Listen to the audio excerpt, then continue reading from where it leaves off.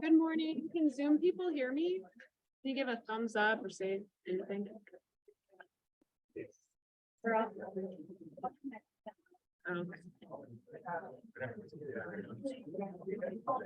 Okay. Can somebody give me a thumbs up if Zoom people can hear? Perfect. Thank you, Megan. All right, so we just have some people trickling in and we'll get started in a few seconds. All right, hi everybody. Good morning. Thanks for being here so early. My name is, let's see if I can change the view on this. There we go. My name is Marika. I'm the facilitator for this meeting. I'm with the Lincoln Group based out of Boise. It was such a beautiful drive coming out here yesterday. I'm still like euphoric from it. So thanks for giving me a purpose. And just some quick notes. The bathrooms are in the front. You can use the bathroom. We'll have 2 breaks. Feel free to grab coffee, tea, water, drinks, and sodas in the cooler. And if you have questions on Zoom, just do the raise hand function. I'll be keeping my eyes on that. And if you have any comments, you can write your comments also. I'll keep my eyes on that. And in the room also, raise your hands. And that's all I have. So we are, and did you all get an agenda? If anybody wants an agenda, you're at the front there. But I'll give it to him. Yeah. Hi, everyone. Thanks for coming today. I'm Hannah Lasso, the Johnny Basin Partnership Coordinator. As many of you know, I believe this is the biggest meeting I've ever hosted in my life. So thank you all so much for coming. We really appreciate it. We are just going to do a really quick round of introductions. I know everyone has name tags on, so just name and organization super fast. We'll start with you, Denise. Awesome. Good morning, everyone. Denise Salford, Oregon Watershed Investment Board, and I work with the Focused Investment Partnership. Delray Ferguson. I'm the district conservationist for NRCS here in Gillum and Wheeler counties. I'm Cassi Newton. I'm with the SWCD. Morning, I'm Austin Reynolds, stewardship for strategy. Hi, Amy Charette with OWEB. I'm the new Region 6 representative. I'm John. I'm a CWS and project manager. Brett, admin assistant. And Sue Brewer, I'm the third. Just Brett, what do you have to do? Brett, my name is SWCD. Clay Schmidt, my assistant.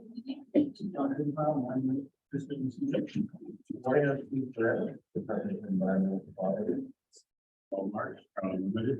John Card, CTO. Ryan Kelly, Ritter Land Management. Lindsay Sabella, I'm here. David Bailey. Alex Rice, North Forty-Nine Lawrence. Winners for CBC. Maria Snodgrass, or the Department of Agriculture. And Mary Southworth. Eric Williams, Owen. Marty, Trust. BJ Neighbor, Oregon Partnership. Mike Hammer, I'm with the Input Tribes. John Drive, both tribes. Lindsay. Go ahead, Gus. Gus Watson and Greg Solutions. Kristen Wells, with Park County Watershed.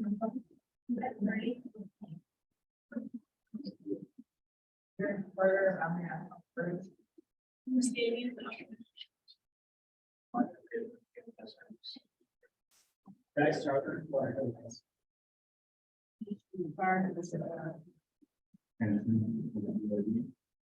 Chris, Chris Johnson. And Zachary Anderson. Morning. Great. And for Zoom people, I'll just say your first name and we'll go in order. And then you can tell us your name and your organization. Jeffrey Key. Jeffrey Key, Mid-John Day Watershed Council. Can you hear me now? Let me see. Lee, can you say something and we'll see if we can hear you? I can hear Jeffrey. Nope. Okay. Is this thing It on? might be this thing. Sorry, everyone, as you know, technical difficulties. Okay, Jeffrey, can you try one more time? Can you hear me now? It's. Coming from somewhere. Jeffrey Key, Mid-John Day Watershed Council. Is it the preacher? I don't know. It's like to the L, like on the more, try like the more like settings and like you can see the settings on Zoom. Like we can, okay, they can hear them on Zoom, so it is just us. Okay. Let's see. Just settings. I don't know if there's settings or something.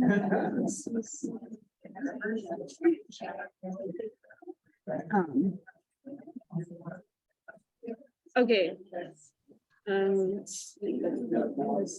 On both of them.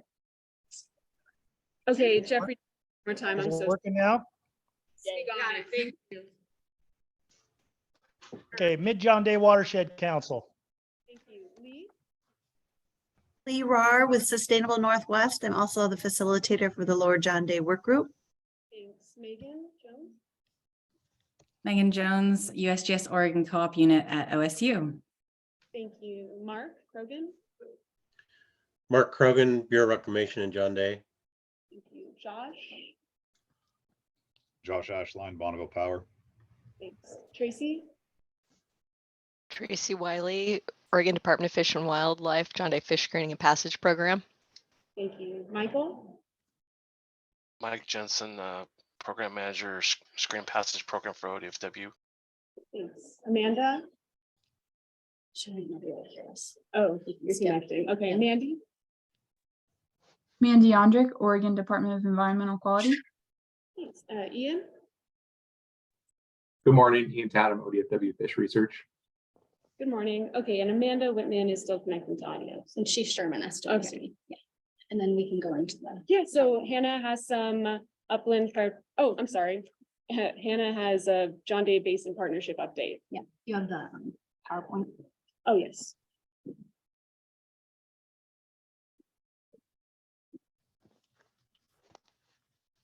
Okay, so partnership updates.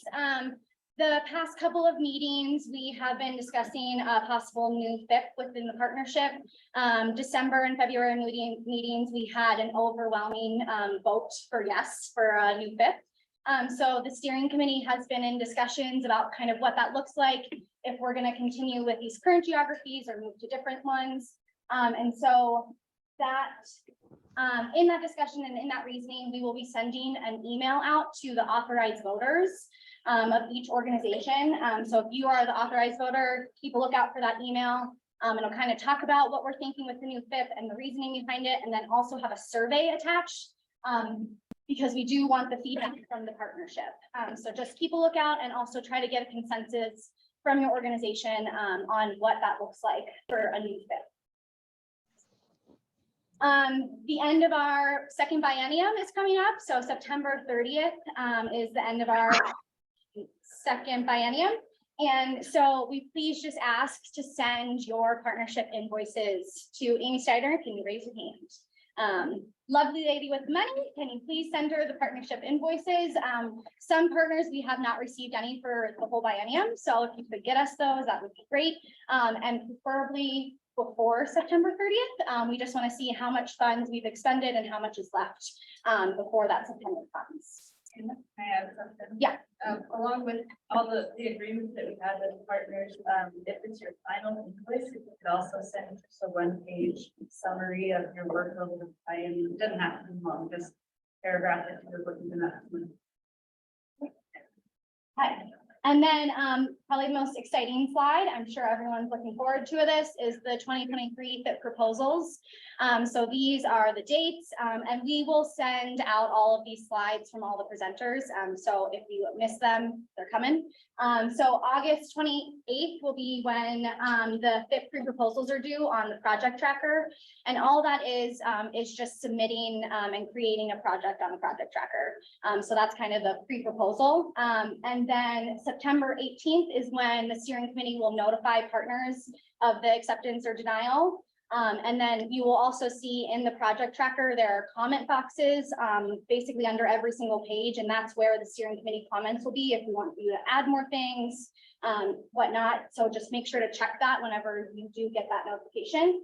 And then November 13th will be the full OWEB applications. So that will be done on August with Denise, and that will be the full OWEB applications. And then early December is kind of when we've always had the TRT meeting, so technical review team meeting. And so that is the 2023 schedule. Have projects, get them in. Next is our meetings for the rest of the year. So our tentative meeting is September 13th. This is going to be the joint IMW meeting, so kind of a longer meeting. This is tentative, I will say. So we haven't planned yet with Casey and Ken. I know that's kind of a hard time of year for a lot of people because of Chinook surveys.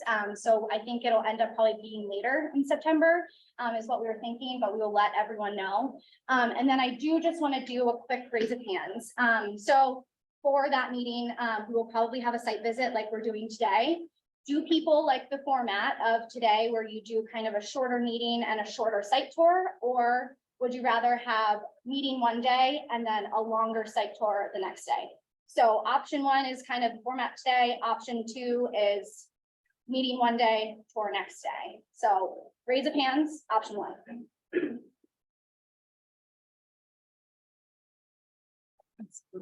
Majority. Yeah, I'm gonna say that's majority. We'll do that. Okay. Yeah, okay, we'll do option two. All right. Well. And then December 13th will be the virtual meeting. Normally December and February, we do virtual because it is very snowy here. And so we don't want to do travel. And so we will send out updates about that September meeting. Yep. All right, thank you, Hannah. Yeah. Does anybody have any questions or follow-up? Anyone online? All right, thanks. And Eric Rook will give us an Uplands prioritization update. And then his. Yeah.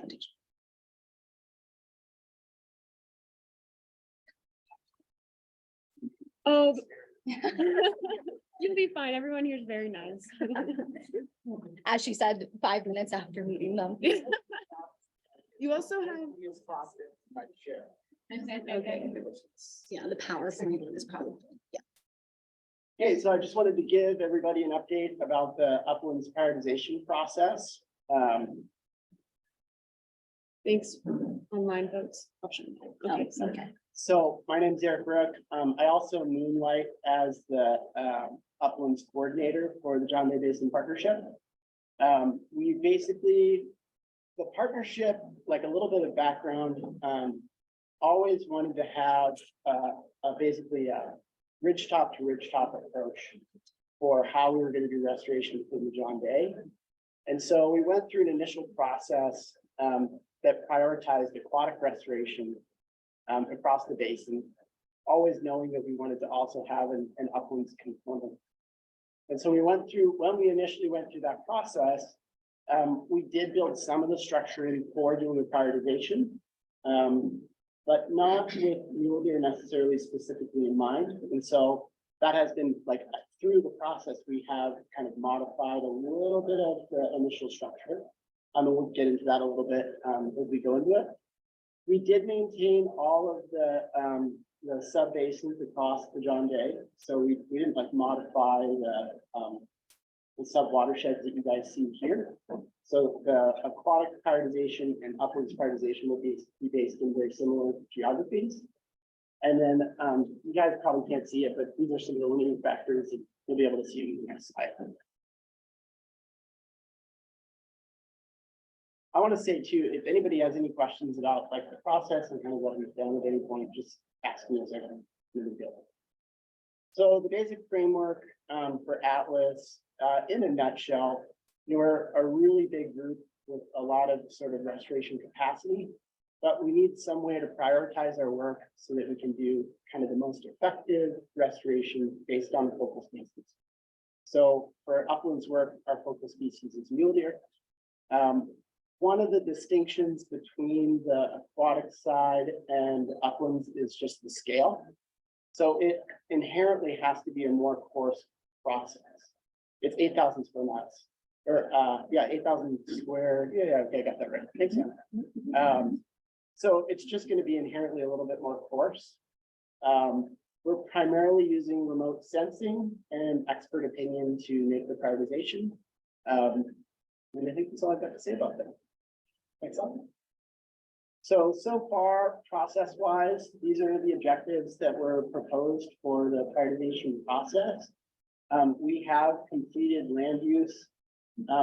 Primarily, most of the land use was, we really relied on GIS and remote sensing data. So that was like all of the different layers that we're going to use to identify areas where we can do restoration. It just helps guide the process. We've got something to look at across the whole geography to help us make decisions. That was kind of our first step. We prioritized the upland habitat limiting factors. So the limiting factors were, like I sort of said, were originally kind of designed not necessarily with mule deer in mind. So part of that process was to review all of the limiting factors, figure out which ones were applicable to mule deer, and then make sure as a group we understood all the definitions were and what examples were before we prioritized. So that was like a whole meeting, just like what are these, and how are we going to use them. And then, so obviously created a prioritization for limiting factors. With those, we created a draft prioritization of the subbasins. And that's kind of where, and then started on ranking restoration actions, but we're gonna have to do more work in the fall. Basically, we'll pause through the field season because it's like very difficult to get everybody together. And then I'm assuming probably 2 or 3 more meetings, we should have a final draft that we can present to the partnership. Anybody have any questions about that? Okay, next slide. So this is our draft prioritization. I'm happy to take suggestions from anybody or comments outside of the talk. This is basically kind of where we've landed. I would say some of the big factors that have driven that prioritization have been winter range. So there's like, it's not entirely what drove that prioritization, but that is kind of a big piece that has driven which sub-watersheds ranked out highest. But again, if anybody has any comments or they want to see the AGOL platform, feel free to find me and I'll get you the link. Any questions? Oh, do you want to? Okay, highest priority is blue, so that's these 3. All of the green would be like tier 2, and then everything in yellow would be tier 3.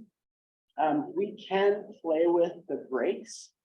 So, in GIS, you can kind of break things out either by like groups of 5, or that's called exponential break. So it's broken, like the highest come out in 3, and then the middle is kind of the big group, and then the lower group is smaller. I think for the sake of chasing potential upland funds, it's nice to have the top tier group be relatively small. It makes that decision process easier, and so that's why we broke out the groups that way. But I mean, you can lie with maps, so we can break them out like however you guys want. It's pretty easy to just modify the data and make it look however you want to. So, which I shouldn't say to the group, but it's true. That's all I've got. Thank you. Thanks, Eric. It looks like we have a chat. So in the conversation about or species, Like stop share and then new share? conversation that talked about other species that would benefit from the whole pathway of this is benefiting you. Yeah, so I'll answer the. So Sue was asking. Oh, I'm sorry. Can you stand up here because yeah. they can't hear from the No, table? sorry. Thank you. Sue was asking if we were thinking about other species, upland species that would be affected with those type of restoration actions. I think the easiest way to think about this process is that mule deer were chosen as a surrogate. So they are sort of our indicator species of upland health. And so it's, you almost have to focus on like a sort of small group of species to do this kind of work. If you're like, oh, I want to do mule deer and pollinators and like bluebirds, it'd be really, really complicated. So I think the assumption we're making is that if we do like very good restoration work for mule deer, we can assume that that work will have like kind of, you know, downstream ecosystem benefits for other species. So that's sort of the assumption. Yes, sir. I couldn't really see the limiting factors on the slide. So could you give us an idea what limiting factors for upland treatments and kind of what's the restoration activities? Sure. Would be associated with Do you that? want to go back? Sorry, go back. Yeah, Yeah, we it's just fine. don't- There's a lot of them. Maybe if you- Yeah. You know, it was, so yeah, I'll make like I a, can share like this. 2 4-hour meetings into like 3 minutes. So there was a slightly longer list of limiting factors that was originally developed. Again, the original development of that plan was somewhat focused on aquatic. And so we had to kind of wrestle with the original concept and tailor it to mule deer. So some of those limiting factors didn't really make sense. And likewise, some of the restoration actions were like, it's not really a restoration action that's going to affect mule deer biology. That was like a big part of kind of what we worked through. As far as limiting factors for mule deer, there's habitat quantity and habitat quality. One of those is basically a lack of habitat, and then forage would be like in that other category. Forage is probably one of our most like powerful limiting factors. And then we'll have restoration actions that we basically ask this question: how powerful is each one of these limiting factors to mule deer? And then our second round of questioning is, how powerful are these restoration actions at affecting these limiting factors? And that's kind of how the structure works, if that makes sense. And so we prioritize based on, okay, there's all these limiting factors within a subbasin that affect mule deer. This is the suite of restoration actions that we can do that will positively affect these limiting factors.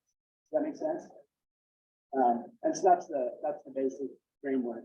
We start at like the largest geography, the largest scale, and then come down to the subbasin. And then our next step will be to come down to like basically a restoration opportunity. We're just going to keep drilling down to smaller geographies.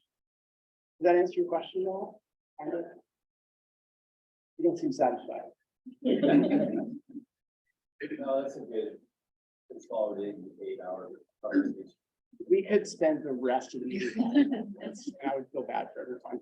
I'm just trying to think with upland treatments. I know there's folks that are representing the like forestry that are going to be wild treatment, are huge effort statewide, especially in our areas. John Day, you know, forest mandates and also state forest mandates that are probably in our steps as well. Relationship with create a lot of elements, and how that interacts with this prioritization. Yeah, I think one of the things that really helped guide us prioritizing was thinking about example habitats that were performing really well. So that's been a really helpful tool to think about areas in the basin that were performing great as like a target. And so one of the targets, like after the Canyon fire, I know it's not like a great fire for a lot of reasons, but directly thinking about mule deer habitat, the population within Canyon responded powerfully. And so that's been like a really good guide for us. Like, okay, we sort of have a natural experiment.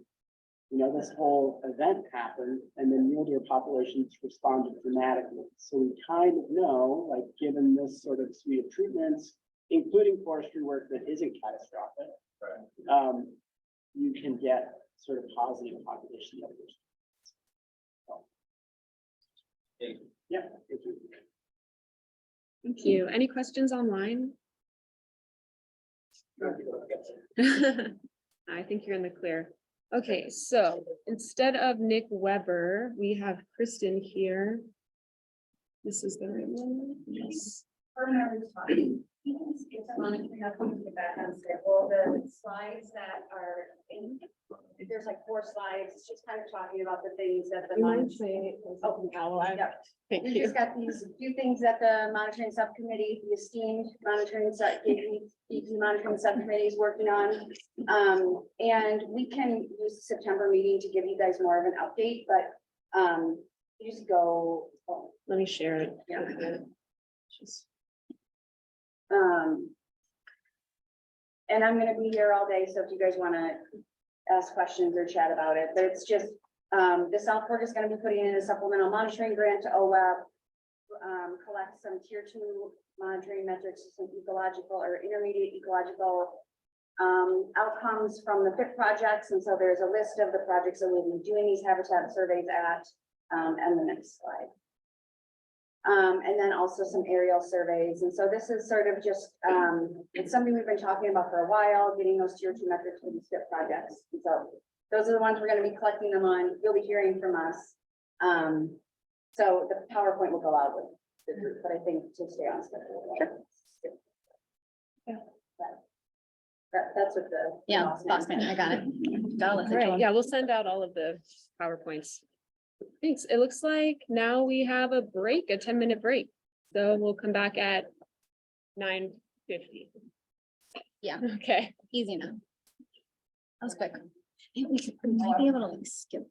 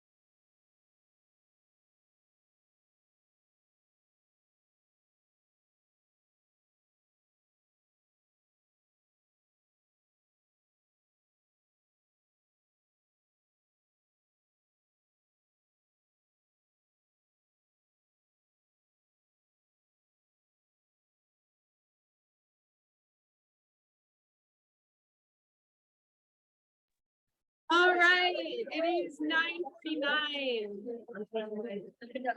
It's time for Gus's presentation. Thank you.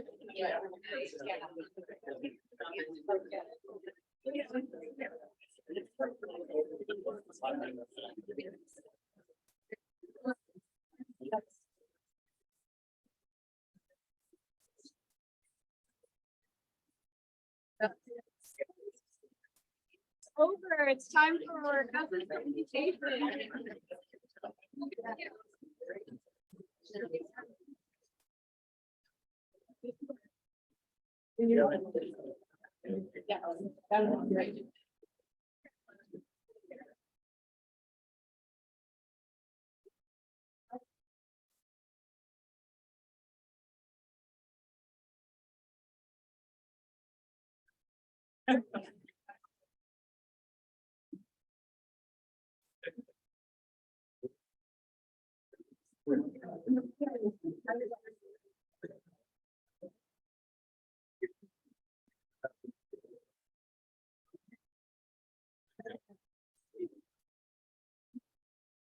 Okay, everybody. Yeah, again, my name's Herb Winters. The district manager for the SWCD here in Gillum County. Just introducing Gus. He's our consultant, been helping us out on lots of different projects in the 30-mile watershed. 30 Mile is one of, I think it might be the third or fourth conservation effectiveness partnership watershed. And so what that is, it's a partnership between OWEB, DEQ, ODA, NRCS, and ODF and W. And the point of the conservation effectiveness partnership is to look at everyone's investments in a particular area and have evaluate how effective everything went. Is there anything we can learn from it? And then ultimately produce some outreach materials for people for the state of Oregon. And so we're really excited that OWEB came to us to do a CEP in 30 Mile, and Gus is going to talk about all the neat things that we're doing. So, thank you, Herb. Yeah, I'm Gus Wathen. I work with Anna Branch Solutions, and today I'm going to talk about all the work that we have been doing. We meaning basically our team, Gillum SWCD, us at Anna Branch, ODF and W. And now some Oregon State people are trickling into the mix. But what we've been doing for restoration and monitoring around 30 Mile Creek.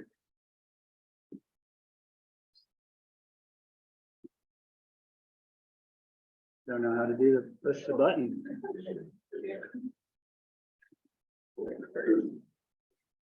Just four? Yeah. Okay. 30 Mile Creek originates in the John Day Highlands and drains out to the John Day around Cottonwood State Park, its mouth. In the winter and spring, it has continuous flow throughout all the main stem. That comes from rain and snow, but like many creeks in the John Day Basin, once the summer droughts come around, 30 Mile goes subsurface for long stretches. 30 Mile is also home to a threatened population of mid-Columbia steelhead, making those sections kind of costly. There's good rearing habitat, but also you have many miles of streams that do not function at all. 30 Mile had very similar historic impacts to many streams in the Columbia River Basin. First, the fur trade came in, got all the beavers out of there. Then in the mid 20th century, there were some catastrophic floods that came through the whole region. The biggest of which was the Christmas flood of '64 that ripped down these canyons, causing massive incision events and stripping all the riparian areas bald, basically. 30 Mile, it doesn't have a road down it, but it does have channelization from previous agricultural practices and a railroad that came down from the Kinzua timberlands.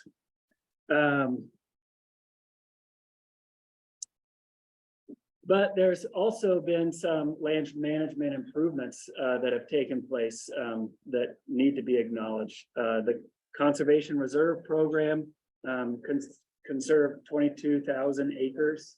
Then there's CREP that put in conservation over 70 miles of stream and over 1,000 acres around that stream. And then there was the conversion to the no-till practice, which left root structure up on these highlands, keeping that soil around and really dampened the magnitude of some of those flash floods that were coming through and causing this massive incision. So this progress was great at arresting some of these major impacts that were going on, but it kind of left 30 Mile kind of forgotten about as a steelhead stream.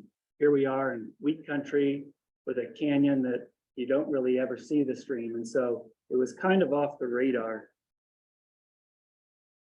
Except for there were a couple folks, these little pipsqueaks, grew up down in these canyons, ranching, hunting, and fishing. And they recognized how special a place it was, that the ecological kind of capabilities and specialness that these canyons held. Now, Herb and Roger and Nori have now grown up and in their professional life have now become land stewards and advocates for these creeks around Gillum County. They recognize the potential that 30 Mile had or still has, and have worked hard to try to get attention brought to that.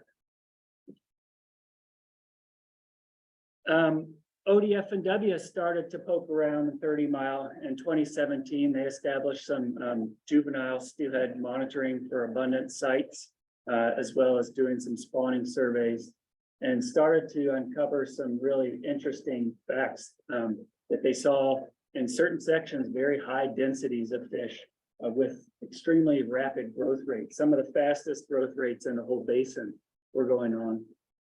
But at the same time, they saw a lot of habitat that looked like this, where it really offered very little in terms of the stuff that fish respond to, complexity, cover. They saw potential, but they also saw detriments.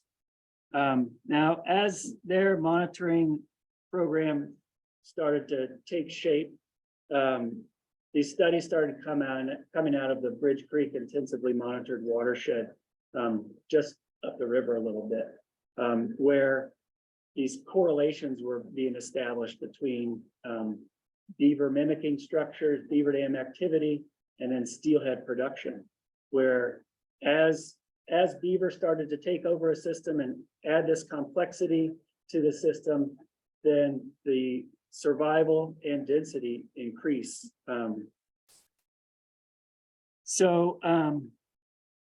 The conservation district here is a small office in county that has one of the lowest population densities in the state. And here resources and capacity are limited. But there's a culture here of being efficient, of working together, and really making the most of what is available. And Herb also worked with us on Butte Creek and some of that watershed scale restoration. And so, you know, they thought that this type of restoration, this low-tech process-based restoration, watershed scale restoration might be a good fit for 30 Mile Creek. And so, and I think it was the winter of 2018, we started having these conversations, scheming about what might be done and where we could start and what really expectations might be. So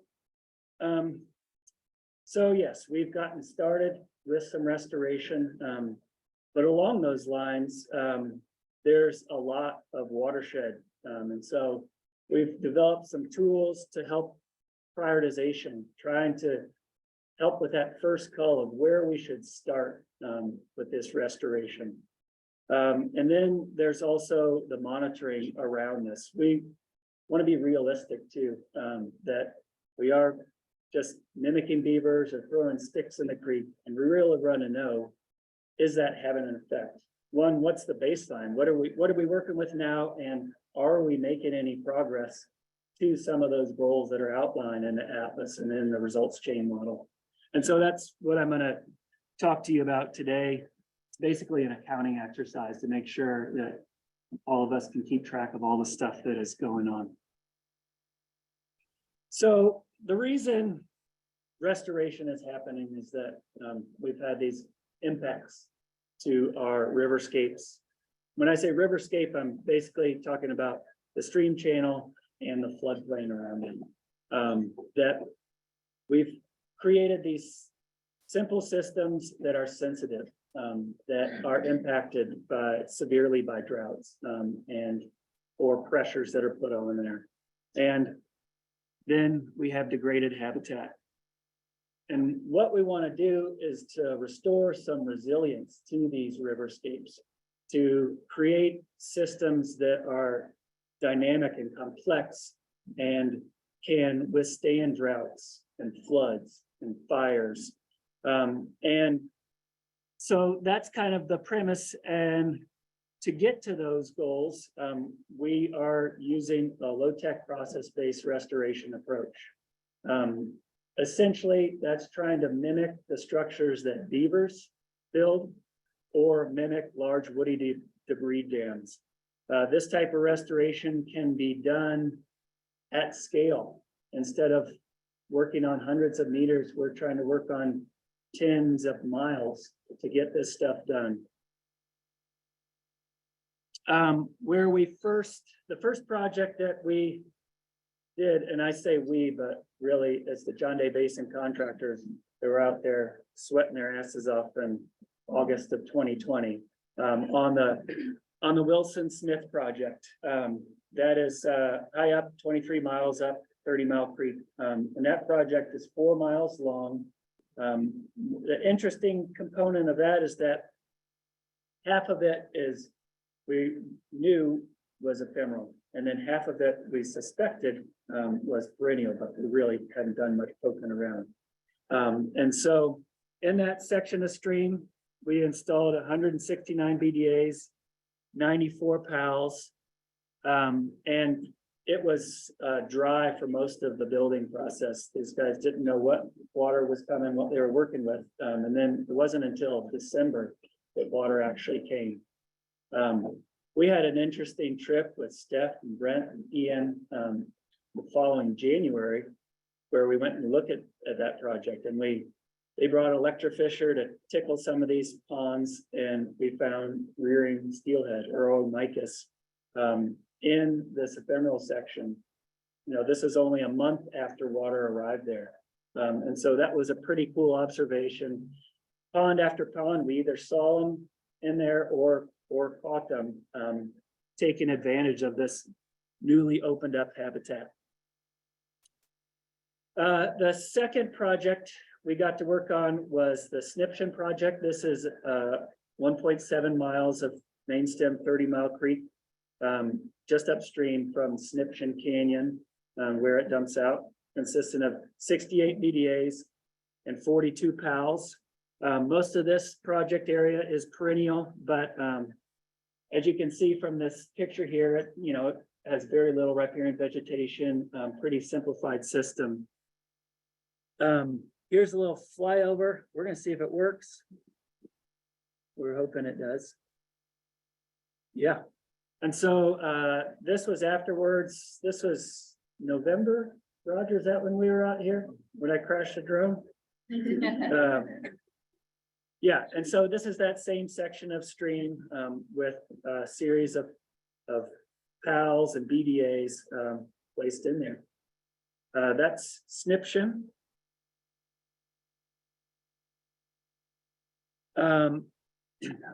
And then we also have implemented the upper 30 Mile Creek project. That's 5.9 miles of main stem 30 mile. This is directly upstream from that Wilson Smith project.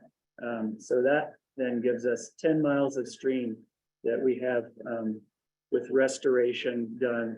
I should also mention too, that these guys are very deliberate about how they're getting this stuff done. They've got these systems fenced first and enrolled in prep. And so trying to give some of this restoration the best opportunity to actually work. So we got to tip our hats to these guys, Roger, really for getting the landowners on board for this. 5.9 miles, 221 BDAs, 102 PALs. Most of this is a canyon section, but this section here, Comstock Basin, represents the top section of this project area. And this is actually where we're going to go on our field trip. Here's a flyover Herb did last month to show kind of, as this system was running off, how these BDAs are functioning up in Comstock Basin. We're really excited about this project, and we'll be excited to go out and see what's happening.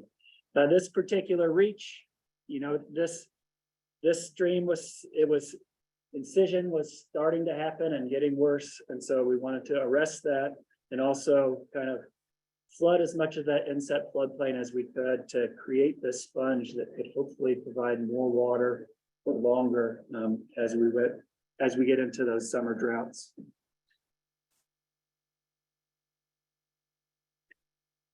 Oh, this one just wants to keep going. Here we go. Okay, so here's a map of what we've done in green and blue, Wilson, Smith and green, those 4 miles, and then Sniption and upper 30 mile in blue, those were done last year in 2020. Giving us about 12 miles of stream treated with at least the first phase of restoration. I should say we have phase 2 planned for Wilson Smith this summer. We're also going to be doing designs this summer for 8 miles of the middle 30 mile. So by the time that is built next year, we'll have about 20 miles of stream with treatments done in 30 mile alone. This is not even taking into account all the work that they're doing on Butte Creek. 4 miles is already in, 14 miles is designed. Ferry Canyon, it's got 3.5 miles, North Fork Butte, 1 mile. So Herb and Roger and Nori, they're rabid about this stuff. There's also what, 26 miles you want to get designed this year? So And just real quick on, just for 30 miles, like 11 or 12 different private lands. Yeah, all of this work, the restoration and all the monitoring around that is being done on private land, which demonstrates a really great working relationship with some of these landowners that these guys have been able to facilitate. And thanks to those landowners too. So there's 116 miles of main stem and tributary habitat in 30 Mile Creek. And when trying to decide where that restoration happens, that's a lot of miles to walk around. And so we did a project called the 30 Mile Restoration Prioritization Project, where we tried to leverage some existing LiDAR data to help us identify, maybe take that first call, is where should we start working? So essentially how that works is taking the LiDAR data, taking the digital elevation models from those data, and then using this process called height above nearest drainage that our colleagues at North Arrow Research do to help detrend that. So then we have this flat surface that has elevations. And then basically we fill up the bathtub. You know, we see what's 0.5 meter above the lowest point in the channel, what's 1 meter above, what's 3 meters. And then that can help us easily define over a large scale, what's the valley bottom? What do we have to work with? And how far away from that valley bottom are we from capturing that, as far as where the channel and where the active floodplain might get? There was also some manual work done to make sure that we took into account any infrastructure, houses, barns, bridges, or whatever. And so making sure we kind of cut that stuff out of there because nobody's going to want us to flood their stuff out. And essentially what we get is some polygons that look like this. The blue is half meter, green is meter, and then yellow is 3 meter. As far as how far away from recapturing that are we. That also helps set those expectations where blue could be short-term accessing from in it for the active floodplain. Green might be medium-term, 5 to 10 years, and it'd take a while, but 3 meters is maybe not out of the question. So then to kind of make that useful, we broke those into kilometer-long sections, ranked those as kind of a proportion of active versus potential, and then could plot that out across the whole drainage to see where those widths basically panned out. And that's really kind of the first cut. It doesn't, it's just taking that LiDAR data, trying to help us identify, ooh, maybe we should start poking around and let's go look at this section. So that's the prioritization that we have worked with Herb and Roger Norion. So ODF&W has, I mentioned their juvenile steelhead monitoring for abundance, density, survival. Then there's spawning surveys that occur. They also have this smallmouth bass exclusion study. And then in conjunction with them, we do a base flow tracking survey. Oh, let me see if this plays. This is a cool video that Lindsay took. This was just a few weeks ago of some hogs down in Lower 30 Mile. So that's super cool to see. Those are steelhead, by the way. So since 2017, they've been doing these juvenile surveys. And essentially what they found is that that the steelhead like water. They do well. That their highest densities are in the perennial sections of streams. But that not all those perennial sections of stream are created equal. And they have kind of attributed that to the habitat that exists there. That down the lower perennial sections have much more to offer in terms of riparian cover, complexity that's going on down there, and things kind of peter out as they get higher. So habitat quality is something that they recognize as a limiting factor. For their spawning surveys, they've noticed a very similar pattern where most of the spawning occurs in the perennial sections, and that the highest density of spawning is in that better habitat. It peters out as you get higher up. But there's still spawning in these ephemeral sections. And so this is part of the conversation that we're having that maybe we can all have today about the function of these ephemeral streams, and how much of an onus we need to put into restoring the ephemeral sections, if that's even feasible, and what are the costs of that too? What are the things that you need to take into consideration? And so I'll touch on some of those, but I think that would be a great discussion that if you have time for it, would be really cool, because everybody here probably deals with that. The bass exclusion project started in 2019, and that is really the first effort was to try to quantify if smallmouth bass coming up from the John Day are eating steelhead fry and par, and then also to see if that could be mitigated by this bass weir. This is, I think, phase 1 of that weir.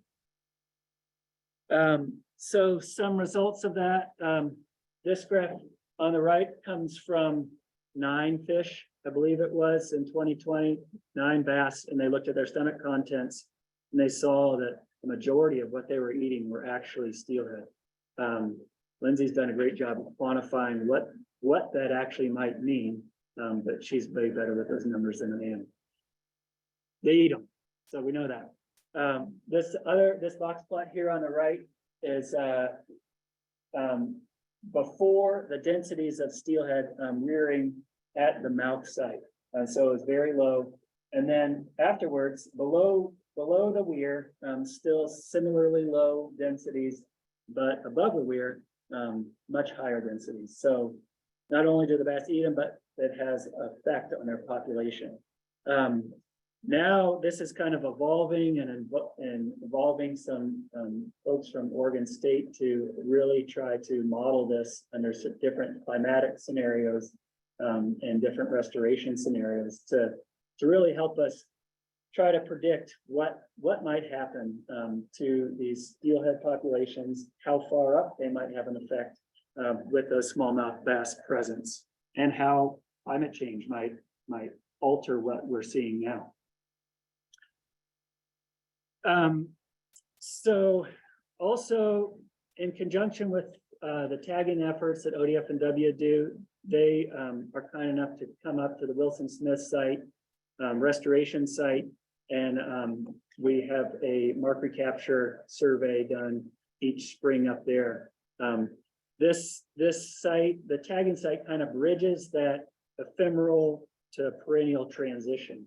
And so we'll go and tag those fish, do a mark recapture survey, tag them with pit tags, and then as waters recede to base flow in mid-August, once that creek channel is full of snakes, then they send me down there to go and try to find all these pit tags. And so it's essentially taking a pit tag wand and going through downstream of where we start tagging all the way up through quite a bit above to where we tag to try to find some of these tags and determine if they're shed tags, meaning they're either shed from their bodies or those fish perish somewhere, or if they're still alive, and then taking GPS coordinates so we know where they were tagged and then where they ended up.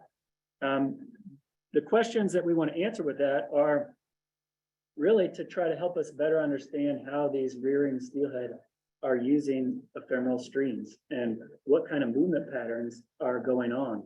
To be very clear, some of our tagging events, we're like rushing out there as the water is drying up, almost disappearing for those ephemeral sections. And so the time in between, that stream is essentially going dry in long portions or getting very low in other sections. And then also we would want to know, because this is a restoration site, because we're putting all these beaver dam analogs and post-assisted log structures in the stream, are we having effect on some of those movement patterns that this is a life history display of these fish that are rearing in 30 Mile Creek?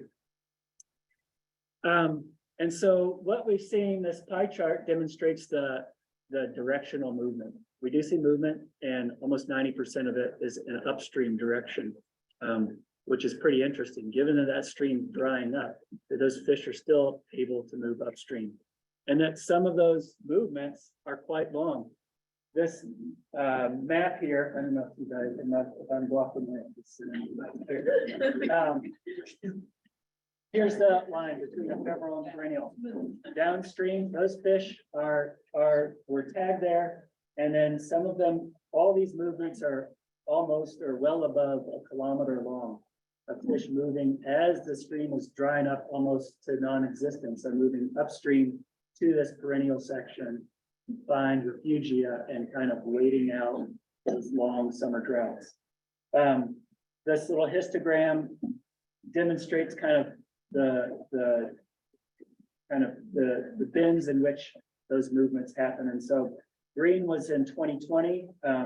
We saw quite a few movements, long distances. 2020 was a rough year. And so when we came back in 2021 to tag, densities were much lower. We had a harder time tagging fish. But still, we were able to see some longer movements. Some of these fish had to navigate 10 BDAs, 5 pals to go, almost 700 meters Last year was quite sad. When we went out to tag, there was great spring rains and there was plenty of water, but there were like no fish. We just tagged a handful of fish. But we're able to detect some of those fish, some of them still being live and some of them, one of them actually, one moved over 1,000 meters. So that's a pretty interesting anecdote that we've got from there, just the amount of movement that's going on. That also corroborates what we'd seen in the fall when we first visited Wilson Smith, that they're repopulating these ephemeral zones and occupying and utilizing that habitat, spreading out the competition from just those perennial zones. And so, but we also want to know like what's up with the habitat? What's going on with it? What is the state of it? And how might restoration affect that? And so we've developed a number of different studies that really try to leverage the limited capacity that we have to get these things done, but answer the big questions that revolve around the three major components for what we think drives steelhead productivity, and that's just the biology, the hydrology, and the geomorphology. So as part of the Butte 30-mile monitoring grant, we do surface flow surveys where, again, at that base flow time, mid-August, they send me down in the snake pits and to map out basically the wetted extent of these stream channels. We started out doing the Wilson Smith project, and then we have 8 miles of Butte Creek that we do as well, also snaky. So here are some maps here of over the past 3 years, what we've seen. In 30 Mile Creek, which we thought half of that was perennial, 2020, only 20% of it stayed perennially wetted. We thought that was bad, but then we got to 2021 and only 5% of those 4 miles stayed wetted. 2022 was much better. 51% stayed wetted. We had that nice wet spring. We saw the same pattern on Butte Creek, but less drastic, where our lowest accounting was done in 2021. We also utilize OWEB's low-tech process-based restoration monitoring protocol to do structure and geomorphic feature surveys, where we walk through and try to assess these structures, count beaver or man-made structures, whether they be log jams or beaver dams, and map out that stream channel. I won't bore you too much with these, but this is intended to be a rapid survey done quickly over a long spatial extent. And the information that comes out of that helps us make some of these adaptive management decisions. And so we have like BDA integrity, where 41% are blown out or breached, indicating to us that function of those structures is now compromised, and it's time for phase 2. Some cool things have happened from that, but it's time to get back in there and keep shaking that system up. We also assess the elevational response and the lateral response. So is there scour and deposition going on elevationally or longitudinally? Is flow being spread out? And so we can assess that in each structure pretty rapidly to know if we're actually having some intended effects. Are we getting overbank flow? Are we getting sediment deposition? Are we scouring out? Are we eroding these incision trenches that we're trying to get at? Here's a little picture of just what I'm talking about. This is the ephemeral section from upper 30 Mile, where we have lateral erosion of a stream bank, also scour pool formation below that, and then dispersal of sediments too. I think Roger last year saw some spawning steelhead up in that site, right next to one of these blown out BVAs. But as it blew out, it also mobilized that stream bed. That stream bed has been locked in place for a long time. All the sediments are just embedded with fines or, it's very hard to mobilize that substrate. And so it was pretty cool to see active spawning on top of some of these recent deposits. We also wanted to do really a census for what was out there and some of these important structural attributes that we determine are important for fish. So that's beaver dams, log jams, and pools. And so this winter we did a really rapid effort. We walked 44 miles of stream and just counted the stuff. This gives us good baseline data, and as restoration starts to unfold out through there, that'll give us a good baseline measure of some of these things that we feel are important that fish will respond to. In conjunction with that, we have the remote Riverscape survey where we're leveraging this consumer grade drone imagery and drawing polygons on top of that, trying to map out the active channels, the active floodplains, the inactive floodplains, to give us another measure of just really the status of 30 Mile Creek. And so this is kind of what it looks like as we're drawing on top of those drone acquired imagery. Right now, this is going on hopefully right this second, but 54 miles, Herb's already flown. We're going to try to fly another 90 this year. And we have people right now sitting there drawing these polygons to help us put numbers behind what is the status at 30 Mile Creek right now. We do some water temperature surveys, kind of a longitudinal profile to just get a sense of what stream temperatures, how they behave in 30 Mile and Butte Creeks. We also use these because they're ephemeral and we space them throughout. We also use these to determine the timing at which streams have gone subsurface. And then we have some more kind of dedicated BDA temperature logger studies to look at microhabitat variability in and around BDAs of these water temperatures. These graphs here, I mean, this one up top is just basically a timeline of 2020 and 2021 to show when these loggers went dry. That demonstrates how rough 2021 was, and then the fact that the loggers went dry a month earlier than they did in 2020. We can look at the number of days those loggers went dry and also the number of days that water temperatures exceeded 25 degrees Celsius, kind of a thermal threshold for steelhead and Omicus. And then we have these study BDAs where we look at how, as the water levels recede, you can see this expansion of, spreading out the variability in water temperatures even around these BDAs, demonstrating that they do provide some microhabitat refugia where fish could, in the hottest part of the day, kind of hunker down and wait it out. Also going on Wilson Smith is the UAV implementation and effectiveness monitoring. This is happening across many projects that the partnership is involved with. And so it's more of this kind of tier 3, really in-depth drone look with multispectral drone to look at vegetation, temperature mapping, and a really accurate point cloud for it's an RTK drone.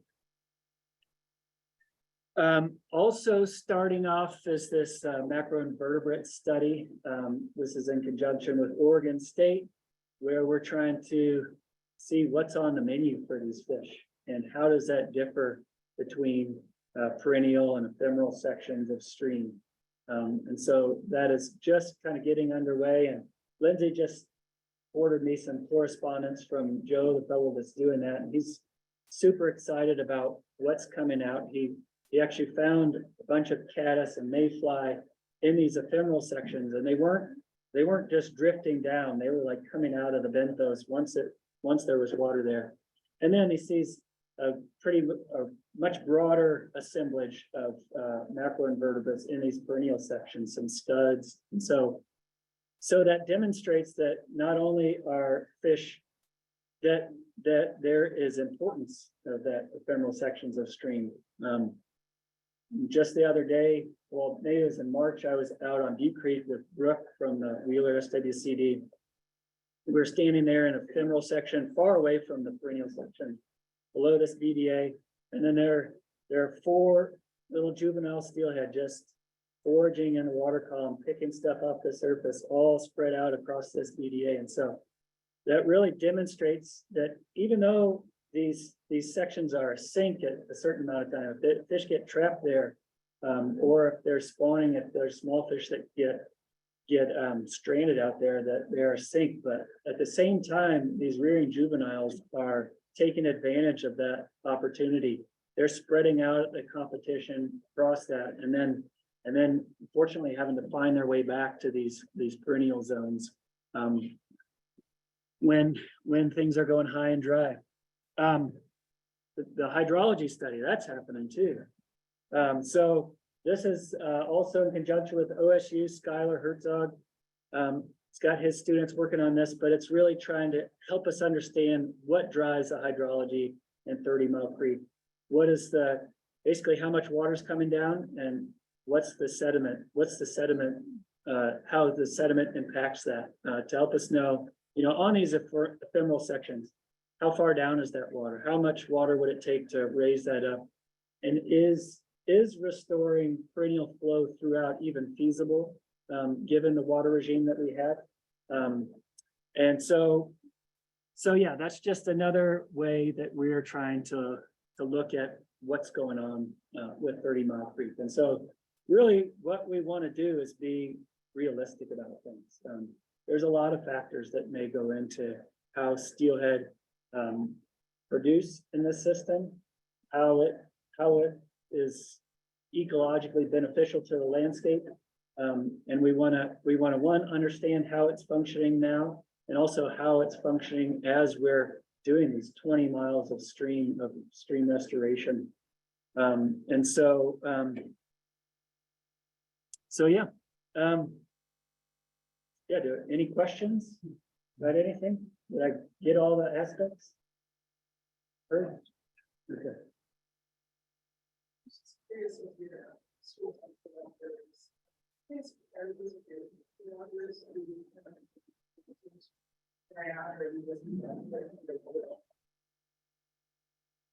Well, no, really it's, it is kind of have these thresholds, and, there's certainly some error in that, but basically if the way I have it is essentially as we're getting up to drying out season, if it, what did I have? If the stream exceeds 30 degrees, or if the difference between min and max is above, I think it's either 15 or 18, we kind of assume that's when it's starting to get dry. So it's really looking at those thermographs and trying to see, okay, when is that time frame there?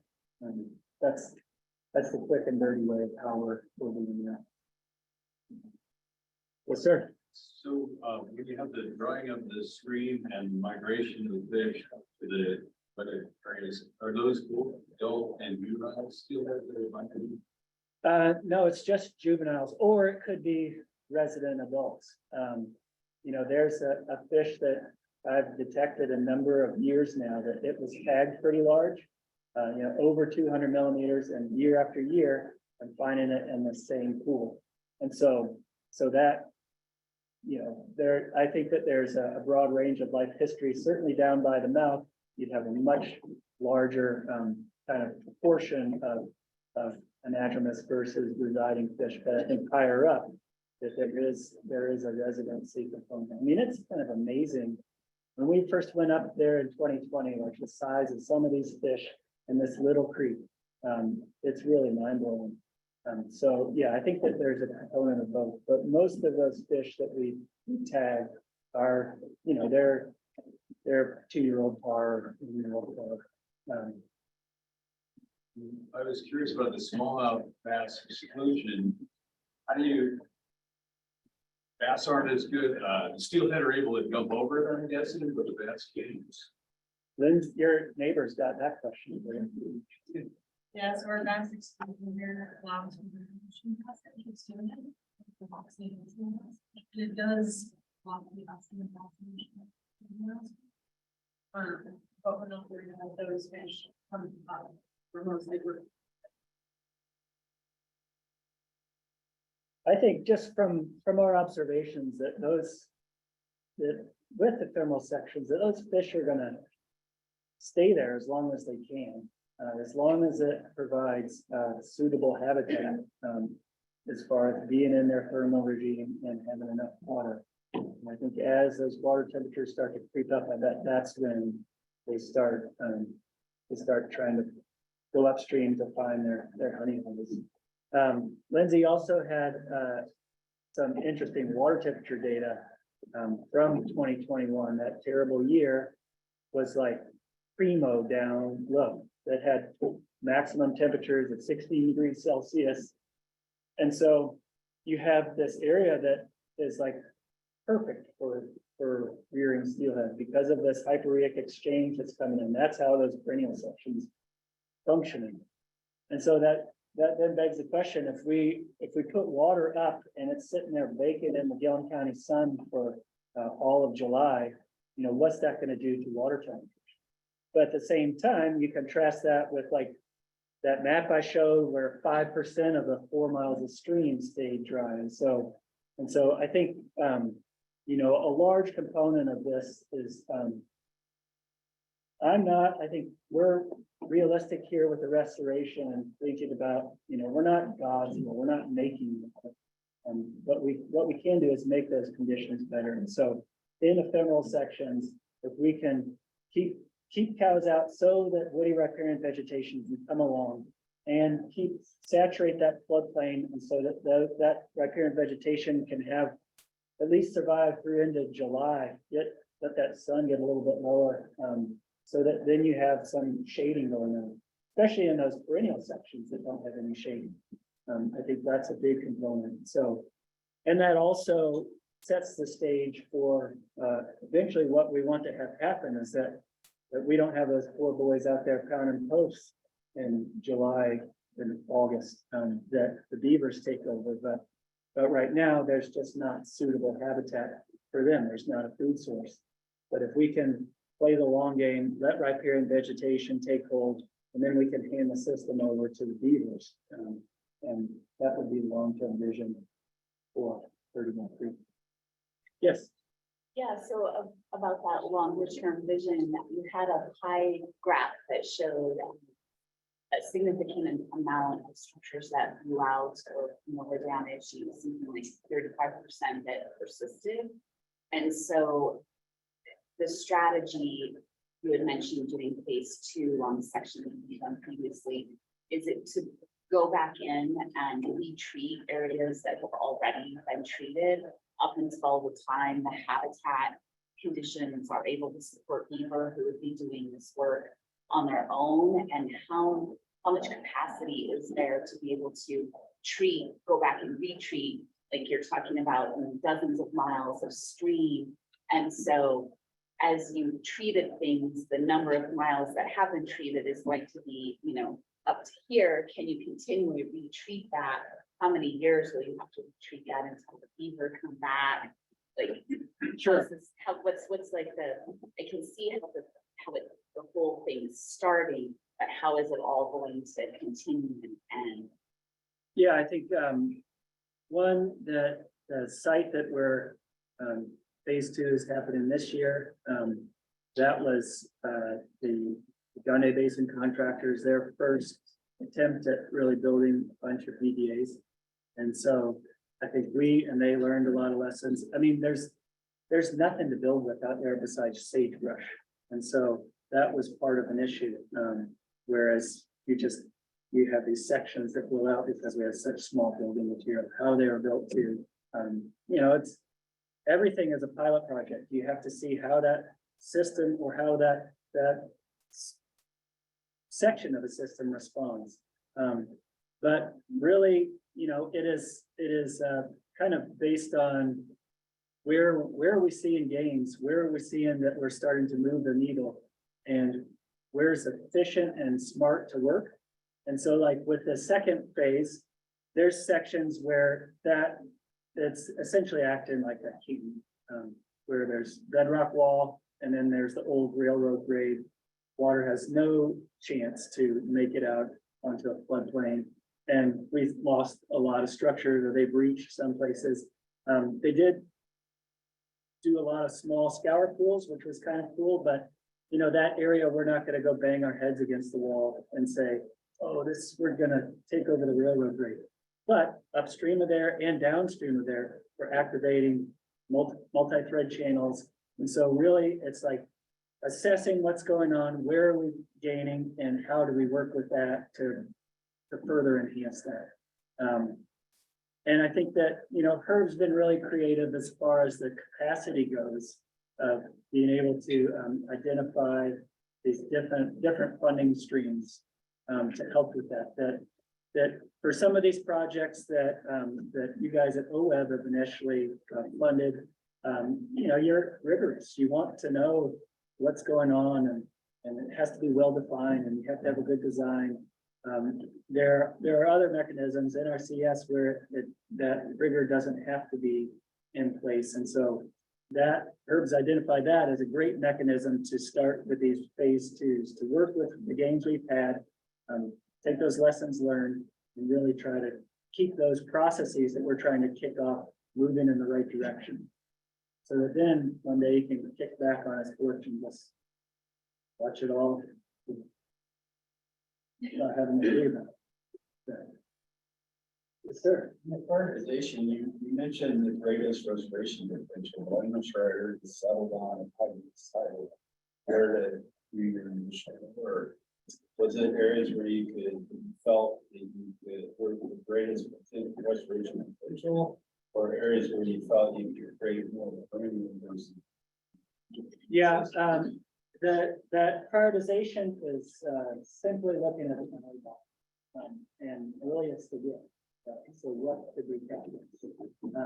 But I think that is, you know, that's just a part of the puzzle, and that's something that this hydrology study is really going to help us understand, because as you, many of you guys probably have seen this in your own streams, is that when you have these constriction points, you have less capacity for that valley to catch sediment.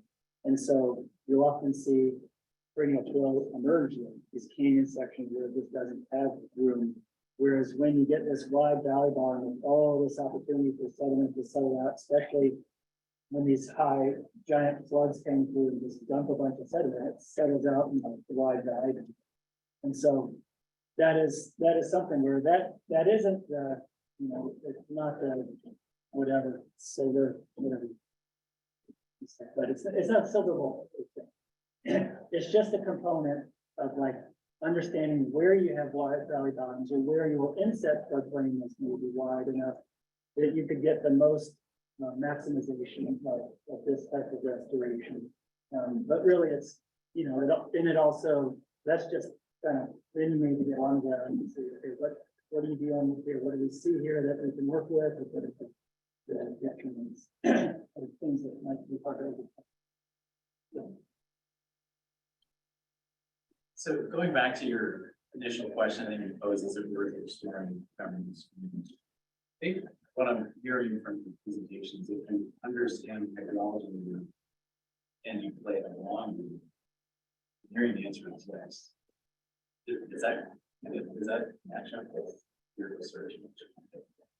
Yeah, I mean, I think that the verdict's still out. I mean, certainly by concept it is. And I think what really we want to see is what kind of responses that we get, both in the perennial section, because we're not just, we learned this the hard way when we went and did Bear Creek, that we did everything in the ephemeral section, and then those structures sit dry all year round.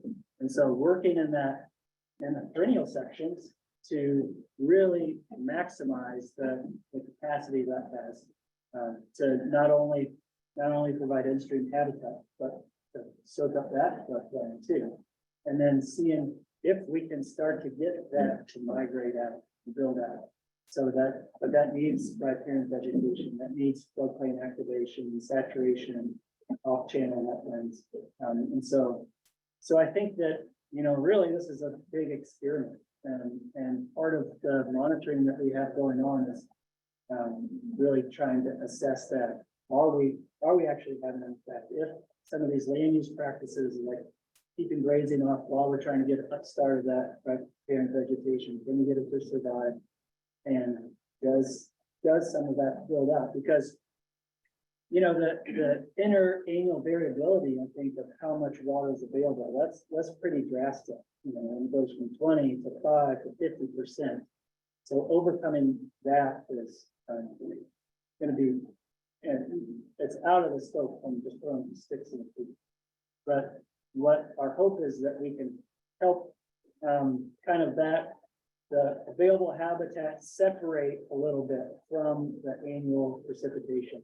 And so you see a little bit of a separation, and it's not just tracking so tight. That would be our goal by soaking up whatever sponge is available to cover that. So I know that's not the answer, but that is our hope, and we're also trying to be realistic. We want to know those things, that water temperature is perfect for these fish, and it may be terrible for the fish if everything's running all year round. But we need to know if it's even feasible for that to happen. Can you make that, not necessarily, it's not just on or off, you know, it's not running or not, but could you make it that expanse of that frame section expand a little bit more, opening up more habitat for fish to survive that terrible drought season? Sue? So I was curious on those that you hit tag, has it been long enough for you to identify and see that they're passing other arrays going out and down in that? We haven't seen the fish with tags in like the Wilson Smith yet. But we do have really low numbers of fish with tags up there, as I said. And I think we lost a lot of our tag in that year. The lower down reaches, we have pretty average survival to the rest of the basin of migrating fish. So that's good, but the jury is still out on the Wilson. We're kind of trying from.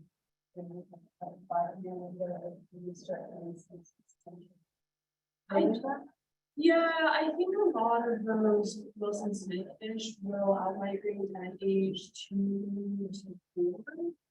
And so we're about 3 years out from our initial sampling. So we should start seeing them out migrating if they're going to. But like I said, we think a lot of those fish are residents, and occasionally adults sneak back there and then they'll spawn and then we're gonna pull some things back.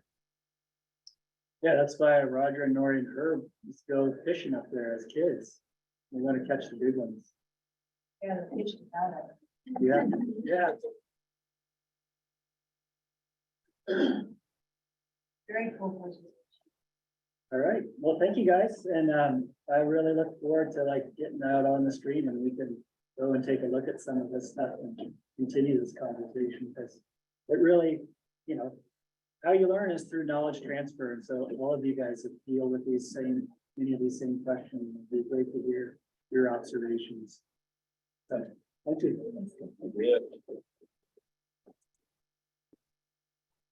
All right, so for the sake of time, we'll just keep it a 10-minute break. So we'll come back at 11:58.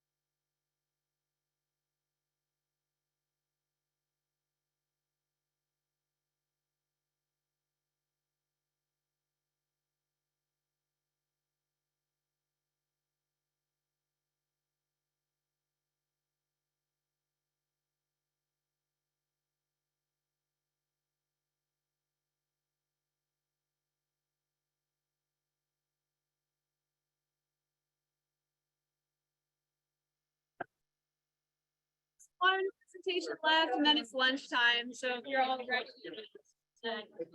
How do I change your slide? You just want to press the arrows. The arrows. Thank you. You really just gotta yell at them. Yeah. You gotta shout it. All right, Cassie Newton is gonna give us an update on the Butte Creek project. Sorry, real quick. Sorry, Cassie. No, you're- This got left at the V2V site tour in September, which I know is a very long time ago. Is this anyone's? Okay, it's going to the lost and found. So I am the district manager for Wheeler SWCD as of last month. I've been doing the admin office work since 2019. This project was actually established by my predecessors, and Debbie at the Mid-John Day and Herb had a little bit of a hand in it as well. So this project included low-tech process-based restoration as well as some riparian plantings and fencing. Unfortunately, the landowner, due to cattle operation, was not interested in the prep program. But we were able to establish some riparian fencing that allowed us to do some riparian plantings as well. And we're hoping that through the additional phases, we'll be able to do some additional riparian fencing as well. So Butte Creek is just below 30 Mile, or the watershed is just below 30 Mile. It's in the northeast part of Wheeler County. This lower picture shows our project, and it's about 9.6 miles of the main stem of Butte Creek. And it also took in a tributary of Deep Creek as well. So the red circles that you see are going to be the identifying point for these monitoring photos. The photo on the left was taken in 2020, and these photos on the right were just taken in May of 23 by Anna Branch.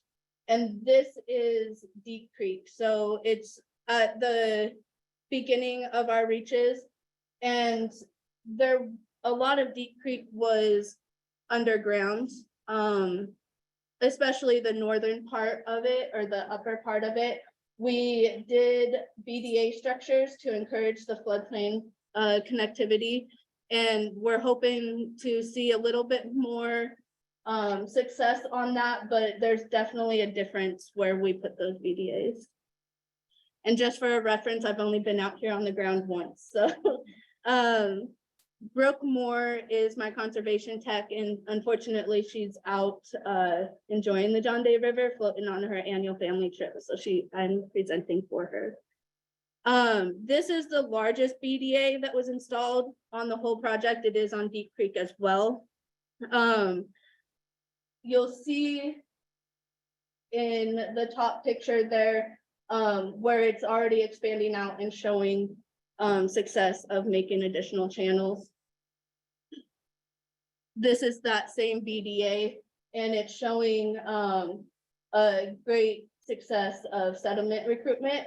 And these pictures were taken by Nick Weber at Anna Branch just this past couple weeks ago.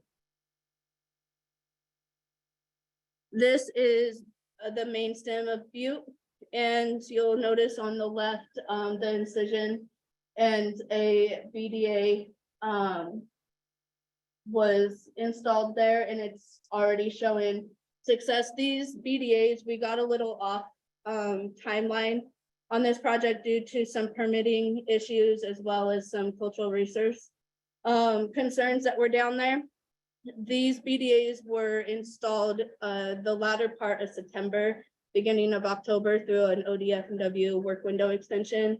And the John Day Basin contractor guys put these in just about 5 weeks. And there's a total of about 300 of them. Again, here's Butte Creek showing a reference point of that H brace that's on the left side of the photos. This is a PAL. I'm sorry, I'm not talking much about the actual habitat and stuff. The the wording on these slides are coming from Nick Weber, who is a far bigger expert than I am in any of this. This is the lower reach near the mouth.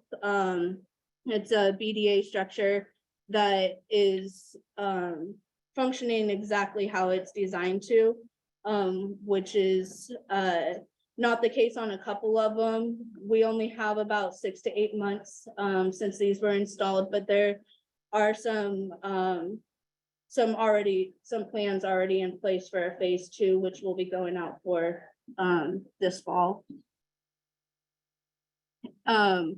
A huge thing for phase 2 that was recently identified will be more so with the PALs and with the BDAs. And the PALs that weren't installed across the whole channel width are not as successful as intended in the designs. So something that my conservation tech is working with Anna Branch on is how to enhance those in phase 2. This is some drone footage. You can't see it too well, but just up from that barn that you see there is where some repairing plantings went in. This location is also where the fencing was installed, which is on this slide here. So the red outline is where the repairing fencing was installed, and there was an existing fence there that was not complete, and so there's some fence repair that was funded through this project as well. The plantings was hugely in success with our partners at Think Wild Beaver Works in Central Oregon. CTWS funded the plants, and they actually kept the plants for 4 years, which we were very thankful for with the extended timeline of this. But then we really lacked the capacity to install these plants. And so my conservation tech met some guys out at Think Wild during a training, and they jumped on board and they did the full recruitment for our volunteer. They also assisted in writing a grant through Oregon Wildlife Foundation that helped fund the volunteers Think Wild's time with recruiting volunteers, as well as some additional plantings. Unfortunately, I don't have any up close photos yet of the plantings that occurred in the lower reach, but on the right hand side there's the Deep Creek, and they also installed some cuttings within the BDAs that just in the short month that they've been there are showing some signs of success. And I'm going.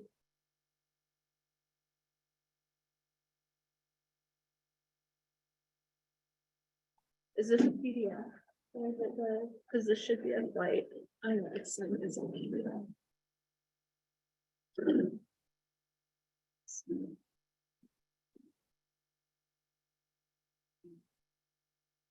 Is it on YouTube?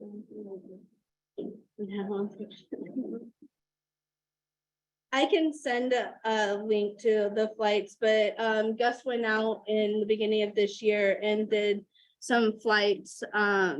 And this one really shows the floodplain expansion and the channeling that's going on. So for phase 2, it's going to happen in the same 9.6 miles, as well as Deep Creek. We're wanting to put some more structures on Deep Creek. Unfortunately, with the designs, we didn't realize how far out they would be spread. And so we'll be installing some additional, but we're also going to enhance the ones that are there, both width and elevation of the BDAs. Another thing that we're working on with phase 2 is we put out for a grant application through ODA to do some historical data collection on Butte Creek. And through planning that grant application, we realized there is 0 data for steelhead on Butte Creek. So working with Lindsay, something that we're looking at doing is putting together a monitoring partnership with ODF&W and getting some of that data collected to follow suit with Gilliam's efforts on 30 Mile And that ODA grant will fund those rapid surveys and whatnot, like Herb is doing on 30 Mile. And this probably should have been the first slide, but this is some natural beaver work that is happening about 3 miles upstream from the first BDA. There's a ranching headquarters between our project start line and this. And that's the main reason for that long stretch before our project starts, but we're hopeful that the beavers will migrate through vegetation. And also giving recognition, Craigie Rock Operations is our fencing contractor down there. Any questions? That 15-minute trip? Do we have any questions online? All right, thank you, Cassie. So, quick question. We want to take as few vehicles as possible down to the site visit. Can you raise your hand if you need a ride to the site visit? Nobody? Oh. Okay, keep your hands up, look around and talk to the people that don't have their hands up and we'll try to all get around them. Thanks. So this video is being recorded. The notes from this meeting will all go online on the John Day Basin Partnership website, as well as all our steering committee notes are online. And we're setting up lunch now. Hannah, did you have any last updates you want to share with the group? Yeah, sure. Sorry, doing the important stuff. Hi, so, I don't really have any. Thank you all so much for coming. I think if anyone knows about the water bottle, that'd be great. And then also if we could have Miss Sue Greer come up here. Get off that easy.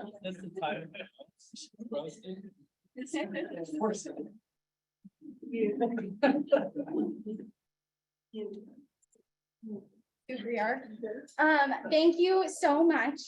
Just wanted to say we are so honored to have you. I'm gonna try to get through this without crying. The Region 6 Program Manager. I just wanted to say thank you so much from this partnership, from every organization that you have touched over the past 20 years. Thank you, thank you, thank you. We appreciate you and everything you have done for each of us and each individual. You have really, truly taught us to think outside the box and how to better each and every watershed. Here you go. I'll put it on the table because it's a lot to hold. But this is from the whole partnership. So there is swag from almost every organization, and those that couldn't give swag gave money for a big gift, which is nicely wrapped in this fun paper. And then thank you so much to Wheeler for giving us the decades old pictures of Sue. And so we will start lunch as soon as it comes, but I just wanted to say thank you so much and we appreciate you endlessly. And we will be missed.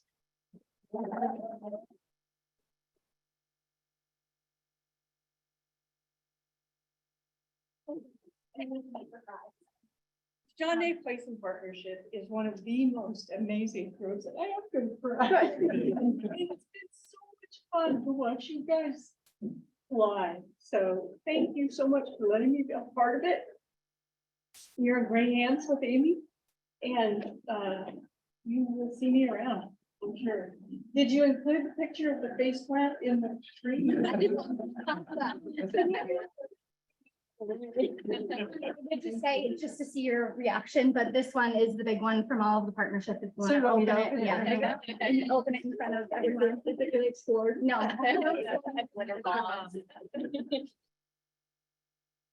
Yeah.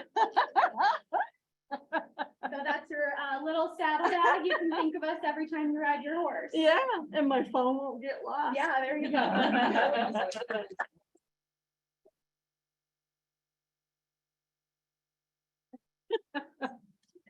Oh, man. And I just would, we are just waiting on lunch for a couple more minutes, but if anyone wants to get up and has a funny story about Sue or is willing to share, I know at least for the South Fork, we've gotten like lost on site tours before with her, so that's been a real fun experience.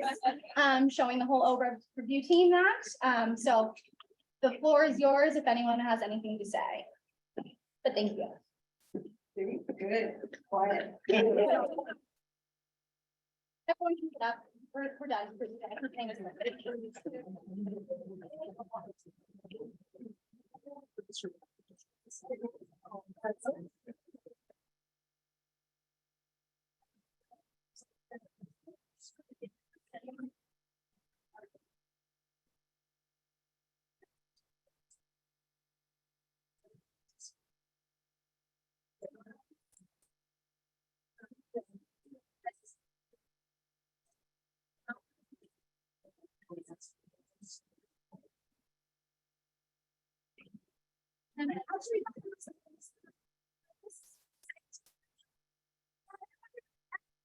Sorry, I know I really said we're done, but we're not. If you do not have a ride down to the site tour, can you please raise your hand? What? Oh, sorry, you already did this. Okay, never mind.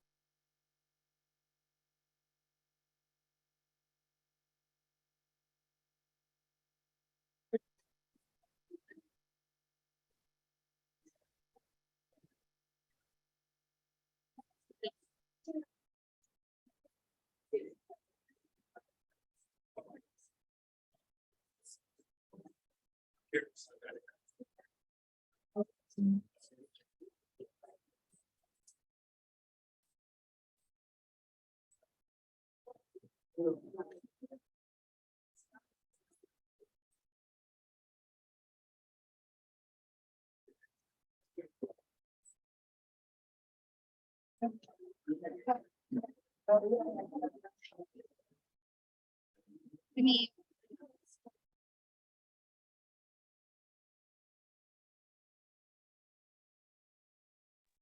All right, thank you, everybody. We're gonna end the meeting now. Thanks for coming.